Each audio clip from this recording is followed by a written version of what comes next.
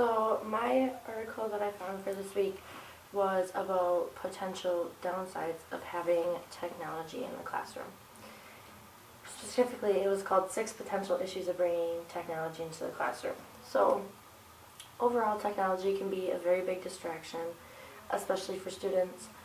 And one of the big problems is social media. So while students are supposed to be working, they could be accessing Facebook, Instagram, in certain cases Snapchat, Twitter, anything like that, which really takes away the whole purpose of students using that technology. Another one that they brought up was cheating. So that is a big thing, using the internet for resources that they shouldn't be. If they're doing a test or a quiz online, they have access to Google, which basically has everything. So that is a very big downside of it all. One of the other ones was they talked about network overload.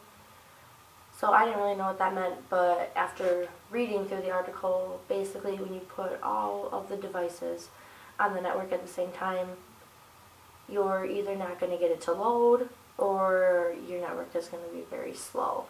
So that really puts students back a little bit for if they have assignments due at certain times and if they only have a certain amount of time in a class period to get something done, that really affects their time.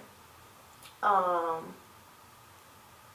other one was a security breach. So if you have things like if students are trying to access things that aren't supposed to be accessed, that can really cause a security problem in the network. And also if somebody else were to hack into anything and find student stuff, you never know what's on there. That's a really big one. And along with like social media, there's also gaming. So students are playing games instead of doing activities. Students are playing games instead of doing quizzes or tests. It's really just back to the whole distraction piece of, are they actually doing what they're supposed to be doing, or are they having something else in front of them on their device? I would say the biggest one out of all of this was damaged devices. So if you implement laptops or iPads or anything like that in the classroom, you have the chance of them being damaged. Especially like when I was in high school, we each got our own Chromebooks. So having a damaged Chromebook, if something were to happen to it while you bring it home or during the school day, that also affects students if they have things to do online and they're reliant on that device. Also, the devices are very expensive to implement in schools, and some schools barely have enough funds to get those devices. So when they're damaged, that is a huge setback from where they originally were. To me, that's the biggest one.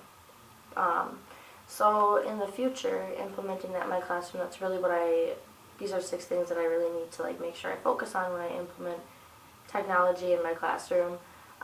Mostly I would say the social media and the gaming, but with younger kids you don't always have to worry about social media. I would say the damaged goods or the damaged devices would be the biggest one, because younger students, especially elementary students, aren't always as careful with their belongings as a more responsible older student. So that would be a very big one, but I think it just needs to be reinforced about how they take care of it and what goes along with taking care of it. I wouldn't have such a big issue with the security or the network overload, so I don't think that would be a problem. But looking into my future, I want a very minimum of technology in my classroom so students don't become reliant on it. But at the same time, going through all these different cons to using technology in the classroom so that they don't become a problem. Because in my opinion, if you implement the technology in the right way and they know all of their expectations, it shouldn't be a problem.